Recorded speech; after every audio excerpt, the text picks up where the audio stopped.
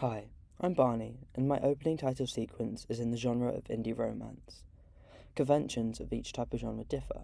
For example, horror would have visual elements to invoke fear.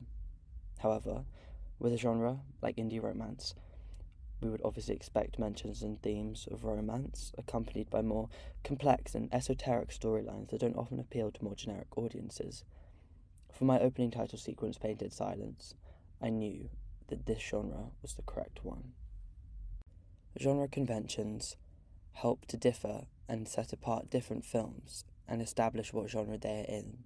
This is to establish characters, place, and setting. Some other products with the same conventions are Pollock by Ed Harris in 2000, Portrait of a Lady on Fire, 2019, and Call Me By Your Name, 2017.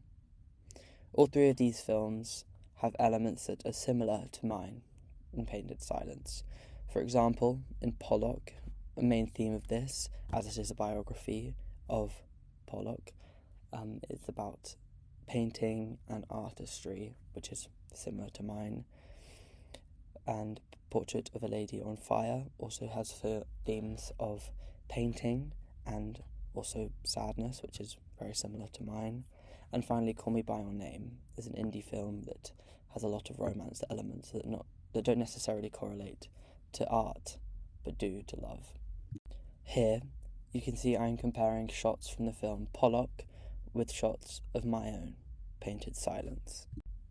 As you can see, we use similar shots and angles like in Pollock, for example, from in front and behind the artist, showing his face and also his hand movements while creating his painting. We also had a similar mise-en-scène in the sense that you can see both of the artist's equipment, which is essential to establishing a naturalistic set. In Pollock, there is no non-naturalistic sound or non-diegetic sound compared to Painted Silence, but this is because we needed to create a large juxtaposition between having upbeat music, which I created for the sequence to give it a whimsical, fun vibe compared to the ending, which is very upsetting and visceral, and the sounds there are very diegetic.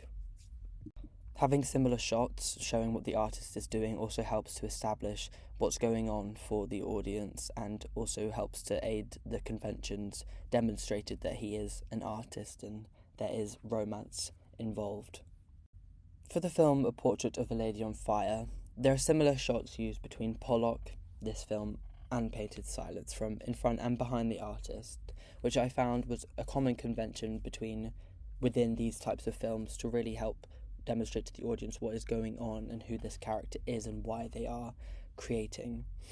However, there's a huge juxtaposition between the music in both of our scenes and our films, with The Portrait of a Lady on Fire being a much more of a period piece compared to Painted Silence. Therefore, the music is very different. And there's also a lot of diegetic sound in Portrait of a Lady on Fire, similar to Painted Silence. The editing in Painted Silence is much slower than The Portrait of a Lady on Fire, which demonstrates the idea in conventions of art that he is very relaxed and enjoying what's going on rather than there being more complicated feelings. And that helps to aid the convention of romance, and there's not much stress or pain at the beginning, which obviously is juxtaposed towards the end. Moreover, the mise-en-scène in both of these pieces helps to aid the conventions for the audience, demonstrating in The Portrait of a Lady on Fire the time period and the gender and the roles, and this is similar in Painted Silence as it's obviously set in a more modern place. For the film Call Me By Your Name in Painted Silence, there are a lot of conventions that are reminiscent of each other, as both of these scenes help to establish what the character's interests are, and this is done with similar shots. For example, in Painted Silence, we're from behind the artist, and in Call Me By Your Name, you're behind Elio as he is creating music and writing it. And this is really important to establish what's going on for both of them and what conventions they're following, and the use of close-up shots and mid-shots to reveal their interests really helps to aid the audience in understanding what's going on. and both of the characters are introduced in similar ways, which also links to the fact that they are both indie films with romantic elements, which you can kind of tell are going to occur through the mise-en-scène and sound.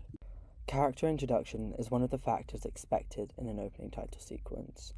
Here, you can see I have compared the character introductions in the film Before Sunrise and Painted Silence. And the typical conventions of an opening title is you often want to set genre, mood, and characters, and kind of get a sense of that character's personality and who they are and their role within the film. In Before Sunrise by Richard Linklater, there is a clear use of mise-en-scène and sound to highlight where the audience is and where this action is taking place. This is similar in Painted Silence, as you can see with the mise-en-scène. We've established it's an artist, and through his actions you can see he is obviously taking part in this. However, with the titles in ours, we actually ended our entire opening title with the title of the film, compared to Before Sunrise, which opens with the title as a shot on top of the tracks. Again, the mise-en-scène establishing where this scene is taking place. The titles in both of ours are easy to read in a font and colour that doesn't contrast compared to the actual shots, which allows the audience to clearly see what is being said. And there are a lot of shots, shot reverse shots, and the placement within the camera of the actual writing is similar between both of them. And I think our introduction to character and titles for Painted Silence works really effectively. Painted Silence adhered to a lot of conventions which allowed the audience to be lulled into a sense of security, which was obviously juxtaposed through the car crash. But we achieved this through mise-en-scène, shots, and really sticking to the genre conventions of indie romance. And by kind of revealing who he is as a person, it creates a sense of relatability for the audience, which almost creates more empathy towards the end when something so awful happens to him, and that abrupt subversion of what you would typically expect within an opening title really is taxing for the audience, but draws them in, which inevitably wants them to see what happens to this character, because often bad things don't happen to good people or ordinary people, which we have displayed him as. Subverting stereotypes and conventions, it really allowed us to open the door into it being an indie romance, as it's typically not a common love story. There's more twists and turns and dark things occurring, which actually creates more relatability, as people and some situations aren't often talked about within films, but they are within indie romance. Typically within films, creative people are often kind of portrayed as being less fortunate, ditzy, often not very intelligent, and hyperfixated on their craft, which allows mistakes within relationships to occur, and often are tortured by burdens and seem like they have a lot of struggles. And we adhere to this, a lot of the ordinary stereotypes, by demonstrating a lifestyle which is typical and nothing extraordinary, which also allowed more empathy to be harboured for the audience.